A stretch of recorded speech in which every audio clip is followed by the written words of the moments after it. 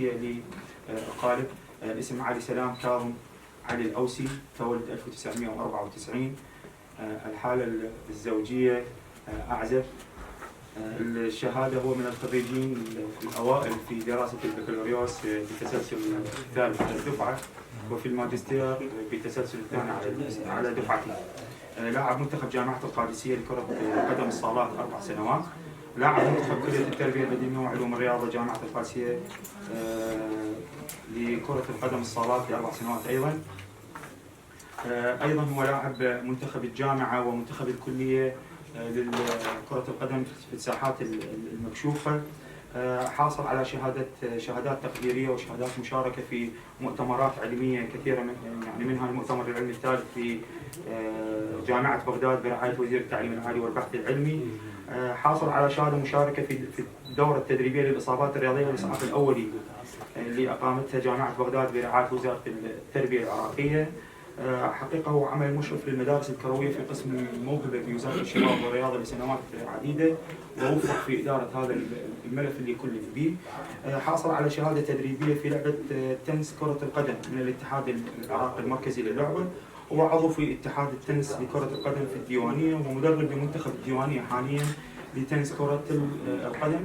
وهو اليوم أمام حضراتكم للدفاع ولإيضاح ما تطلبون من عنده في العمل اللي قدمه. شكرا جزيلا. شكرا جزيلا لحضرتك دكتور.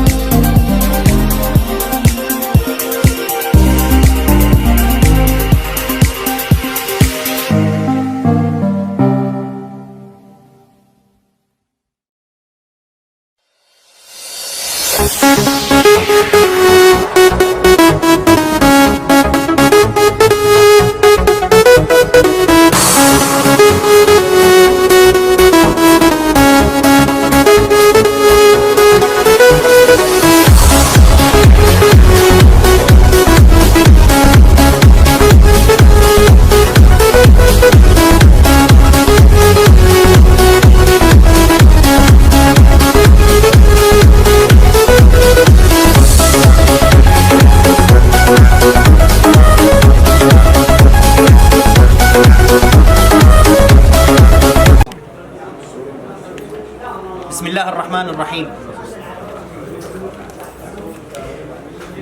اجتمعت اللجنة المؤلفة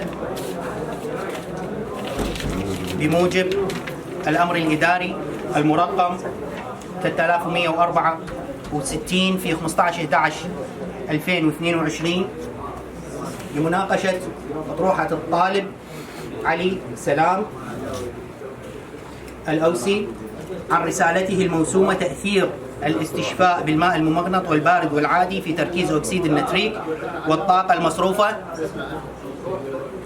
وبعض المؤشرات الفسيولوجية للاعبي كرة القدم للصالات في تمام الساعة 10 من يوم الاثنين المصادف 12/12/2022. وقد أجريت مناقشة علنية للطالب المذكور، وقد أخذت اللجنة بنظر الاعتبار الجهود العلمية المبذولة من قبل الطالب واستخدامه للمراجع ودفاعه عن أطروحته وأسلوب بحثه والنتائج التي توصل إليها.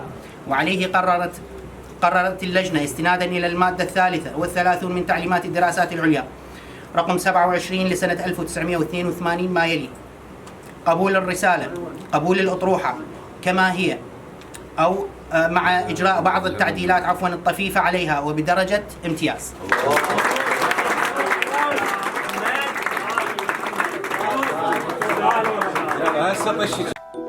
تعبنا واجتهدنا وعلى القمة صعدنا، سهرنا هالليالي رفعنا راس أهلنا، كل واحد طموحه فوق يعلي روحه، نجحنا ونحمد الله